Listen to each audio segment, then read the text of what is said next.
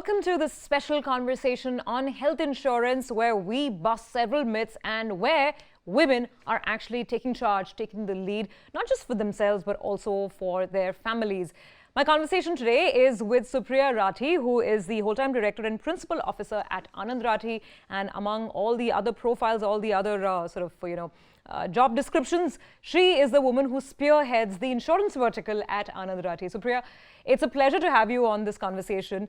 First things first, I want to know a little more about yourself, because the Anand Rathi Group obviously is, a well-known name in financial services. How did you get down to picking insurance as your area of expertise? Thank you, first and foremost, for having me. It's a real pleasure to be here. Well, actually, the timing kind of fit right. And as you said, we're a group of financial services, so we offer the entire breadth of financial services. Around 2003, when the sector opened up, insurance broking licenses were available, and we saw it as a great synergy with the rest of our financial planning, and which is where we started out. And I wanted to actually start something new when I got into the family business. Okay. And so that opportunity came up, and then there's been no looking back. It's been a great journey, lots of learning. You know, this is so inspiring, because here we have a lady who's not just a business leader, but she's in insurance. So it's not rocket science. Women, we can really do this and learn from Supriya. Who better than her to tell us that? Before we start, getting into more details, I just want to get a broad sense from you, because the last 11, 12 years that you've seen the insurance landscape in India, what would you say is the most poignant trend that stands out over the last decade? With privatization, the awareness has picked up to another level. As you're aware, Social Security doesn't really take care of too much of health insurance. So a large part of the medical expenses that are incurred have to be borne by the families themselves, and there's really no cover either from the government or sometimes even the corporates. So health insurance in the last few years has seen accelerated growth of over 20% each and every year, which is great. Sometimes working capital or your entire cash flows, budgeting just goes for a toss. Yeah, absolutely. And you see families come down under, especially if there's a single earning member in the family, and you don't know how much health insurance you have, or you don't have any. It can just put everything as a big spoiler. Absolutely. So that's one trend, I guess, awareness, but we've got a long way to go.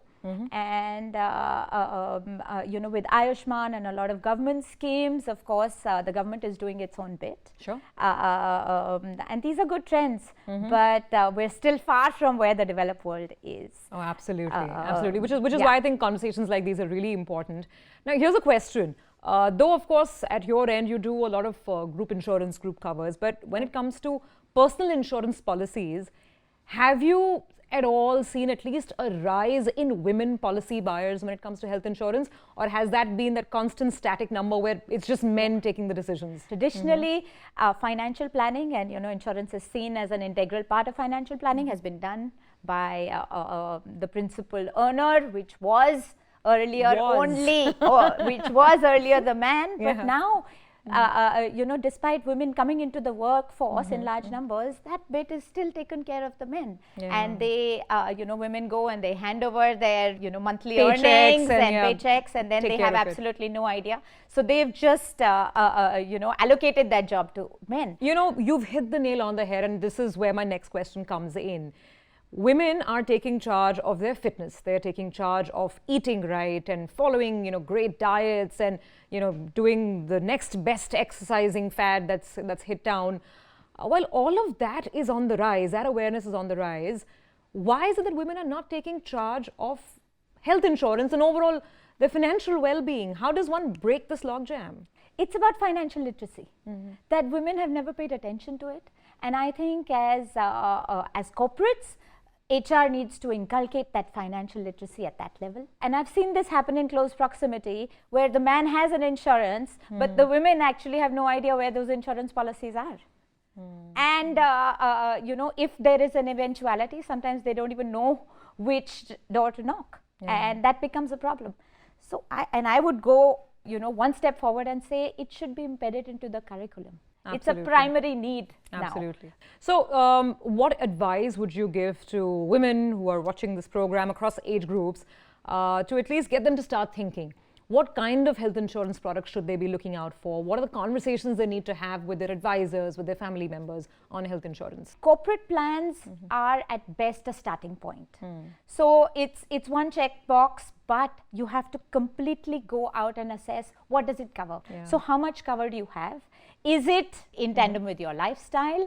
You know, is it going to be adequate? So you've got a 1 lakh or a 2 lakh cover, is it going to be adequate? Then there are a lot of good plans available now in the market, which are like the critical illness program. So in case you develop a critical illness, you get a huge sum of money, which will take care of your medical expenses towards that illness. So one is looking at a family floater plan where you've got your family covered, including your children as well as your parents. Rebalancing it and looking at it periodically to see if it's enough or not. And then a critical illness plan. Okay. So ladies, please do keep that in mind. Now, since it's budget season, we have to ask you this one question. Is there a wish list that you have for health insurance from the finance minister? Absolutely. So, I think what comes to top of mind is that in the last 5 years, the ATD limit has not been revised. It's still at 25,000 for a family, which I feel is too low because health insurance costs are rising, medical costs are rising. So, looking at that, we're really looking forward to an increase in that deduction, which again will induce people to take larger and more appropriate covers for their families.